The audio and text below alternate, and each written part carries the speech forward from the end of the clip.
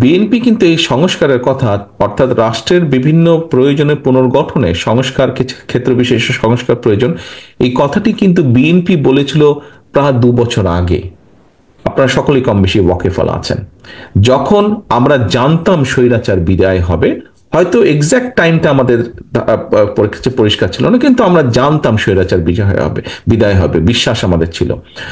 2 বছর আগে তখনও স্বৈরাচার এই দেশে আছে। স্বৈরাচারী কায়দায়, এই যে আজকে যে পলাতক স্বৈরাচারী কায়দায় সে দেশের মানুষকে কষ্ট দিচ্ছে। সেই সময় আমরা দিয়েছিলাম। আমরা দেখছি অনেকে খুব রিসেন্টলি কথা বলছে, কেন আমরা সেই সময় দিয়েছিলাম?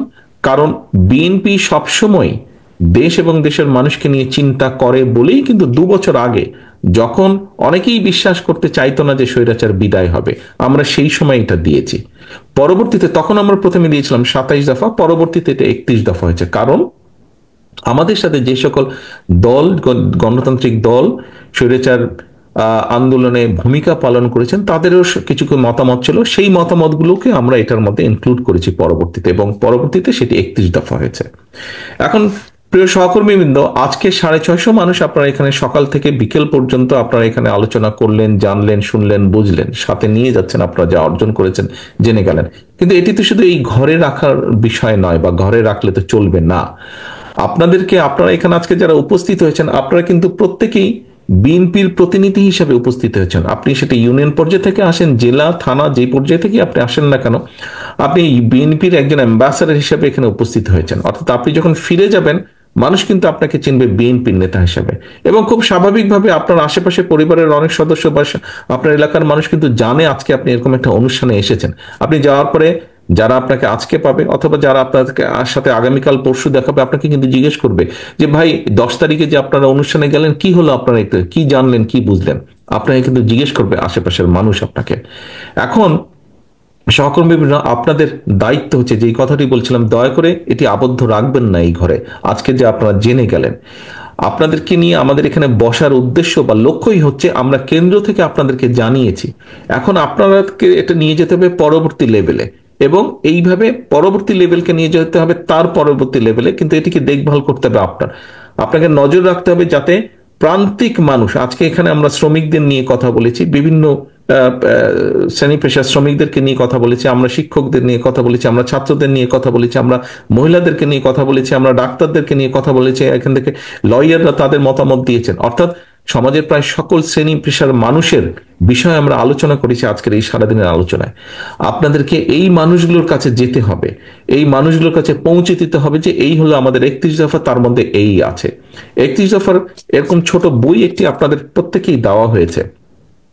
এই বইয়ের পিছনে কিন্তু অ্যাড্রেস আছে। অর্থাৎ এই 31 দফায় যে সবকিছু তা নয়। আমরা বারে বারে বলেছি, প্রতিবার বলেছি, 31 দফা কোনো ধর্মীয় গ্রন্থ নয় যে এটিকে কোনো রকম পরিবর্তন করা যাবে না। অবশ্যই কোনো প্রস্তাব যদি আসে, কোনো বিষয় যেটি বেটার হতে পারে, বেটার মনে হতে পারে, বেটার যেটির পসিবিলিটি আছে, আমরা অবশ্যই সেরকম প্রস্তাব গ্রহণ করব এবং সেটি অনুযায়ী আমরা বাস্তবায়নের চেষ্টা করব আমাদের সুযোগ সুবিধা মতন। প্রিয় সহকর্মীবৃন্দ, মূল লক্ষ্য বা উদ্দেশ্য হচ্ছে দেশ এবং দেশের মানুষের জন্য কিছু করা, তার জন্য একটি লক্ষ্য ঠিক করা, পরিকল্পনা ঠিক করা, এবং সেটি হচ্ছে 31 দফা। এবং পরবর্তী মূল লক্ষ্য হচ্ছে মানুষকে কনভিন্স করা। আমাদের একজন নেত্রী এখানে বলেছেন, একটি প্রস্তাব দিয়েছেন যে আমরা কাউকে যদি কিছু দিয়ে আমাদের পক্ষে আনতে পারি না, সেটি অনৈতিক কাজ, সেটি আমরা করব না। আমরা যেটি করব, আমাদের আদর্শ, লক্ষ্য, উদ্দেশ্য দিয়ে আমরা মানুষকে কনভিন্স করব, আমাদের পক্ষে আমরা নিয়ে আসব। কারণ আমরা দেখেছি কিভাবে ডামি ভোট হয়েছে এই দেশে, আমরা দেখেছি কিভাবে নিশিরাতের ভোট হয়েছে এই দেশে, আমরা দেখেছি কিভাবে ভোট ডাকাতি হয়েছে। এবং ভোট ডাকাতি, নিশিরাত, ডামি ভোট, এইগুলো যে দেশের কোনো ভালো কিছু করতে পারে না, এটি প্রমাণিত। আমরা চাই আগামী দিনে দেশে একটি জবাবদিহিতার সরকার শুরু হোক। আমি সেদিনও বলেছি, ইউপি চেয়ারম্যান থেকে শুরু করে দেশের প্রধানমন্ত্রী, প্রত্যেককে জবাব দিতে হবে জনগণের কাছে, যা প্রত্যেকের জবাবদিহিতা থাকতে হবে। আপনার পরিবারকে দিয়ে আপনি চিন্তা করে দেখুন, পরিবারে একটি জবাবদিহিতা আছে বলেই কিন্তু পরিবার ঐক্যবদ্ধ থাকে, পরিবারের মধ্যে জবাবদিহিতা আছে বলেই কিন্তু পরিবার এগিয়ে যায় সকলকে সাথে নিয়ে। সমগ্র দেশটি একটি বড় পরিবার, আমাদের এই পরিবারের নাম বাংলাদেশ, আমাদের পরিবারের ফ্যামিলি নেম হচ্ছে আমরা বাংলাদেশি। কাজী প্রিয় সহকর্মীবৃন্দ, আমাদের পরিবারের মতন যদি দেশে জবাবদিহিতা থাকে, প্রতিটি স্টেজে যদি, প্রতিটি সেক্টরে যদি জবাবদিহিতা থাকে, আমরা এখানে কম বেশি আপনারা যারা আছেন প্রত্যেকেই আপনারা কম বেশি পৃথিবীর ভালো ভালো দেশ গিয়েছেন, ফিরে এসে বলে আহা আমার দেশটা যদি লন্ডনের মতন হতো, আমার দেশটা যদি আমেরিকার মতন হতো, সিঙ্গাপুরের মতন হতো।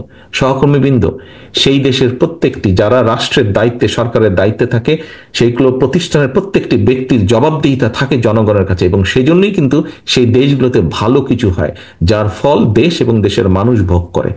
আমাদের ইচ্ছা, আমাদের পরিকল্পনা, আমাদের প্রত্যাশা, আমরা দেশের মানুষের কাছে একটি জবাবদিহিতামূলক সরকার গঠন করতে চাই, যারা জনগণের কাছে জবাবদিহিতা করতে বাধ্য থাকবে। তাহলেই দেশের সমস্যার সমাধানগুলি করতে সক্ষম হব আমরা পর্যায়ক্রমিকভাবে। সহকর্মীবৃন্দ, আরেকটি কথা উল্লেখ না করলেই নয়। আপনারা প্রায়শই, আমি প্রায় প্রত্যেকটি অনুষ্ঠানে এটি বলেছি, আমি আপনাদের সামনে আবারও সেই পুরনো কথাই তুলে ধরতে চাই। পুরনো এই জন্য, কথাটি হতে পারে পুরনো, কিন্তু আমার কাছে মনে হয় এই কথাটি বোধহয় সঠিক। দেখুন, আপনাদের সাথে যখন আমার দলীয় অনুষ্ঠানে বা বিভিন্ন জায়গায় যখন কথাবার্তা হয়, তখন কিন্তু আপনারা একটি কথা বলে থাকেন যে বিএনপির উপরে এই দেশের মানুষের অধিকাংশ মানুষের আস্থা রয়েছে, বিএনপির উপরে এই দেশের অধিকাংশ মানুষ আস্থা রাখে, বিশ্বাস রাখে। প্রিয় সহকর্মীবৃন্দ, আপনাদের কথাটি সঠিক, আপনাদের সহকর্মী হিসেবে আমিও বিশ্বাস করতে চাই যে কথাটি সঠিক। কিন্তু এই যে মানুষের আস্থা, এই যে মানুষের বিশ্বাস আমাদের উপর বা আমাদের প্রতি, এটিকে ধরে রাখার দায়িত্বও কিন্তু আমাদের। এটিকে ধরে রাখার দায়িত্ব কিন্তু জনগণ না, এটিকে ধরে রাখার দায়িত্ব বিএনপির একজন নেতা বা কর্মী হিসাবে দায়িত্ব হচ্ছে আপনার, যে আপনার উপরে মানুষ আস্থা রেখেছে। এবং এই আস্থাটা যদি রাখতে হয় তাহলে অবশ্যই কিন্তু আমাদের কথাবার্তা, উঠা বসা, চলন বলন সবকিছুতে এমন কিছু থাকতে হবে যে কারণে মানুষ আমাদের উপরে ভরসা করবে, যে কারণে মানুষ আমাদের উপরে আস্থা রাখবে। আপনার উঠা বসা চলনে বলনে যদি এমন কিছু থাকে যে কারণে মানুষ আমাদের উপরে ভরসা রাখবেন না, তাহলে কিন্তু ক্ষতিগ্রস্ত প্রথমে আপনি হবেন, পরে আপনার এলাকার দল হবে, আপনার এলাকায় যারা দলের নেতা করবে, এবং সামগ্রিকভাবে এটি হচ্ছে ইনফ্লুয়েঞ্জার জ্বরের মতন। ঘরে একবার ঢুকলে যেরকম, একজন নিয়ে ঢুকলে যেরকম সবার হতে থাকে হাঁচি কাশি, ঠিক এটাও এরকম। সেই জন্যই সহকর্মীবৃন্দ, আমি একটি কথা বলেছি, আপনারা প্রত্যেকে বিএনপির অ্যাম্বাসাডার বা বিএনপির প্রতিনিধি। আপনাদেরকে দেখে মানুষ বুঝবে বিএনপি কি। কাজেই দয়া করে নিজেদের সকলকে পরিবর্তন করুন, মানুষের প্রত্যাশা অনুযায়ী উঠা বসা, কথাবার্তা, চলাফেরা দয়া করে করুন। কারণ এই যে মানুষের প্রত্যাশা, এটিকে ধরে রাখতে হবে। আপনি, আমি, আমাদের সকলকে ঐকান্তিক প্রচেষ্টার মাধ্যমে এটিকে ধরে রাখতে হবে। আজকে আমরা যেরকম 31 দফা নিয়ে আলোচনা করেছি, আজকে আমরা যেরকম 31 দফা পৌঁছে দেব, আজকে যেরকম আমরা সরকার গঠনের সুযোগ পেলে 31 দফা বাস্তবায়নের সর্বোচ্চ চেষ্টা করব, ঠিক একইভাবে আমাদেরকে চেষ্টা করতে হবে আমাদের স্ব অবস্থান থেকে। আপনি, আমি, আমরা কি হয়তো মনে করতে পারি যে আচ্ছা আমি একা এরকম কিছু করলে কি হবে। দেখুন, ওই যে বললাম ইনফ্লুয়েঞ্জার, আপনি যদি একা করেন আপনাকে থেকে আরেকজন করবে, কিন্তু আপনি যদি সঠিক থাকেন, আপনি যদি দৃঢ় থাকেন, তাহলে আপনি আরেকজনকে, আপনার আরেক সহকর্মীকে আপনি শাসন করতে সক্ষম হবেন, তাকে আপনি গাইড করতে সক্ষম হবেন, তাকে আপনি সতর্ক করতে সক্ষম হবেন। সহকর্মীবৃন্দ, এখানে অনেক মুরব্বীকেও আমি দেখতে পাচ্ছি আমার সামনে বসে আছেন। সকলের কাছে একটি কথা তুলে ধরতে চাই আমি। আমাদের বহু নেতা কর্মী, বহু সহকর্মী বিগত 15 বছরে গুম হয়েছে, খুন হয়েছে, অত্যাচারিত হয়েছে, নির্যাতিত হয়েছে, পঙ্গু হয়েছে অনেকে, বাড়িঘর ধ্বংস হয়ে গেছে অনেকের। কিন্তু তারপরেও দল ছাড়েনি এই মানুষগুলো। কেন? একটি বিশ্বাস নিয়ে। সেই বিশ্বাসটি ছিল জনগণের অধিকার প্রতিষ্ঠার যে আন্দোলন, সেটি সফল হবে, সেটি সফল করবে, এটির প্রতিজ্ঞা ছিল।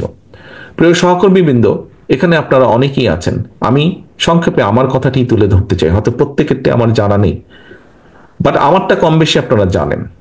আমার বাবা শহীদ রাষ্ট্রপতি জিয়াউর রহমান এই দেশের জন্য কাজ করতে গিয়েই ষড়যন্ত্রকারীদের হাতে শহীদ হয়েছেন। আমার ভাই শহীদ হয়েছেন বা মারা গিয়েছেন ষড়যন্ত্রকারীদের অত্যাচারে। আমার মা দেশনেত্রী খালেদা জিয়া, যাকে এক বাক্যে আপনারা প্রত্যেকটি মানুষ এখানে চেনেন, উনাকে ষড়যন্ত্রকারীরা শুধুমাত্র দেশের পক্ষে থাকার জন্য, দেশের মানুষের পক্ষে থাকার জন্য কিভাবে নির্যাতিত হতে হয়েছে ওনাকে, সেই বিস্তারিত কাহিনীতে আমি গেলাম না।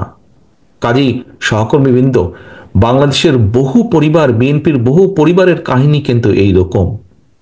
বহু পরিবারের কাহিনী এবং আমার পরিবারের কাহিনী একই রকম।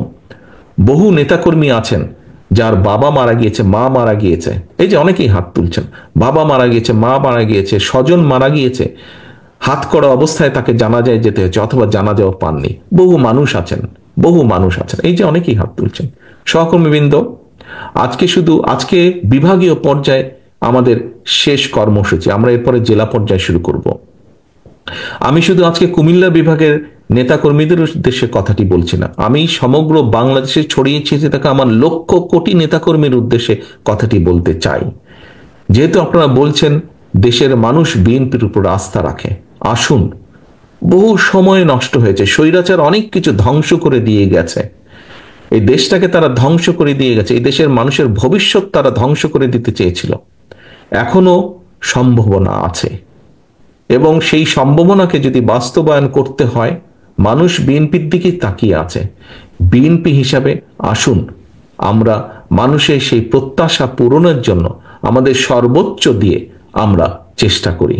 এই দেশের জনগণের অধিকার ফেরানোর জন্য আমাদের সহকর্মীরাই জীবন দিয়েছে, আপনাদের আরো মানুষ দিয়েছে, বাট আমাদের সহকর্মীদের সংখ্যা বেশি। আমরা যে মানুষগুলো গুম হয়েছে, খুন হয়েছে, অত্যাচারিত হয়েছে, নির্যাতিত হয়েছে, আমরা রাজনৈতিক দল হিসেবে যদি বিবেচনা করি, দেখা যাবে আমাদের নেতাকর্মীর সংখ্যাই সবচেয়ে বেশি। কাজেই যেই দলটি এত অত্যাচার নির্যাতন সহ্য করেছে, যেই দলটির এত মানুষ গুম খুনের শিকার হয়েছে, শহীদ হয়েছে, 60 লক্ষের মতন মানুষ গায়েবী মামলার শিকার হয়েছে, সেই দলটির কাছেই মানুষ প্রত্যাশা করে।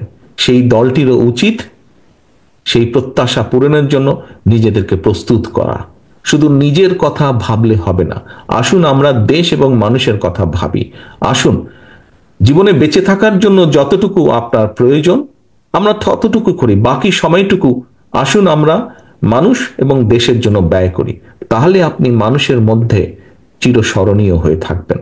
প্রিয় সহকর্মীবৃন্দ, আসুন আজকে আমাদের প্রত্যাশা হোক, আমাদের শপথ হোক, আমাদের প্রতিজ্ঞা হোক, জীবনের বাকি দিনগুলো আমরা চেষ্টা করব এই দেশের জন্য, দেশের মানুষের জন্য ভালো কিছু করার, ভালো কিছু করে চলে যাবার। সকলকে আন্তরিকভাবে ধন্যবাদ। সকলে সুস্থ থাকবেন, ভালো থাকবেন। আল্লাহ হাফেজ। বাংলাদেশ জিন্দাবাদ। বাংলাদেশ জাতীয়তাবাদী দল জিন্দাবাদ।